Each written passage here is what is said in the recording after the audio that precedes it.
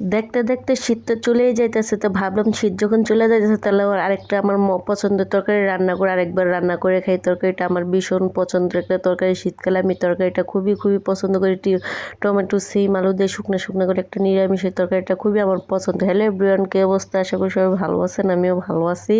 তো দেখতে দেখতে শীত তো চলে যাইতেছে, এবারকে শীত মনে হইতেছে না যে শীতকাল আসলো। প্রথম প্রথম কয়দিন শীত পড়ছিল, পরেতে যে শীত কোথায় লুকিয়ে গেছে নিজেও বলতে পারি না। বা অনেক এখন সবার কাছে এই কথাটা যে এই বছর শীত কী জিনিসটা বুঝতে পারলাম না। প্রথম প্রথম কদিন বুঝতে পারছে, এখন বুঝতে পারি না।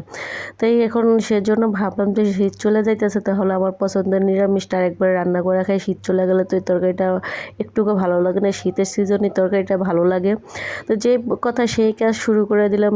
প্রথমে পেঁয়াজ মরিচ পরিমাণ মতো দিয়ে তেলে ভালো করে ভেজে নিব ব্রাউন কালার দিয়ে। আর এদিক দিয়ে সিম আলু টমেটো কেটে নিছে। যে তরকারিটা নিরামিষ রান্না করো, কোনো মাছ হবে না। এই নিরামিষ তরকারিটা আমার অনেক পছন্দ। আমার মার থেকে ছোটোবেলা থেকে এই তরকারিটা খেয়ে খেয়ে অভ্যস্ত হয়ে গেছে, খেতে খুবই ভালো লাগে। মার হাতে তরকারিটা আরও বেশি মজা লাগে। আর নিজেরটা রান্না করে ভালো হলেও প্রশংসা করতে হবে, খারাপ হলেও প্রশংসা করতে হবে, যাতে অন্যজনকে খাওয়াই আমি রিভিউ দিতে পারবো। নিজের রান্না নিজেই খাই, নিজেই রিভিউ দিই, কিন্তু আমার কাছে ভালোই লাগে। আমার নিজের রান্না নিজের কাছে খুবই ভালো লাগে। আমি করবো কেন, যেহেতু আমার খাওয়ার মতো কেউ নেই, আমার নিজেরটা নিজেই ভালো লাগে, নিজের প্রশংসা নিজে করি। তো কথা বলতে বলতে পেঁয়াজগুলো ব্রাউন কালার করে ভেজে নিয়েছি, নিয়ে এখন পরিমাণ মতো সিম আলু দিয়েছে, দিয়ে এখন পরিমাণ মতো হলুদ লবণ মরিচ আদা রসুন বাটা যা যা লাগে সব কিছু দিয়ে দিছি।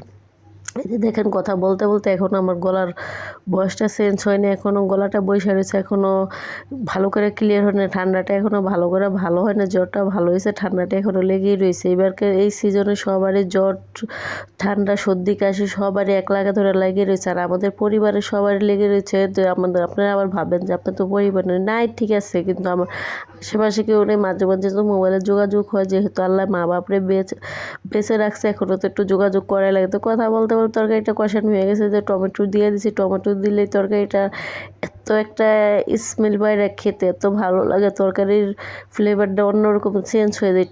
তরকারিটার স্বাদটা হলে টমেটো, শুকনো শুকনো তরকারি নিরামিষ তরকারি স্বাদটা হলে টমেটো। তো পরিমাণ মতো অল্প করে ঝোল দিয়েছে, তো তারপরে ঝোলের পরিমাণটা বেশি হয়ে গেছে।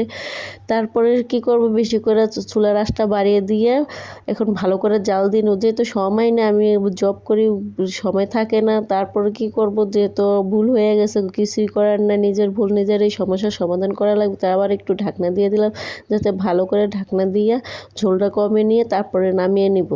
এই যে কথা বলতে বলতে দেখেন ঝোলটা প্রায় শুকিয়ে গেছে, একবার পোড়া পোড়া লেগে গেছে। তরকারিটা পোড়া পোড়া হলেই ভালো লাগে। আর আজকের ভিডিওটা আমার সবার কাছে কেমন লাগছে অবশ্যই জানাবেন। পরবর্তী আরেকটা নতুন ভিডিও নিয়ে চলে আসবো। আজকের ভিডিওটা এই পর্যন্তই। আল্লাহ হাফেজ।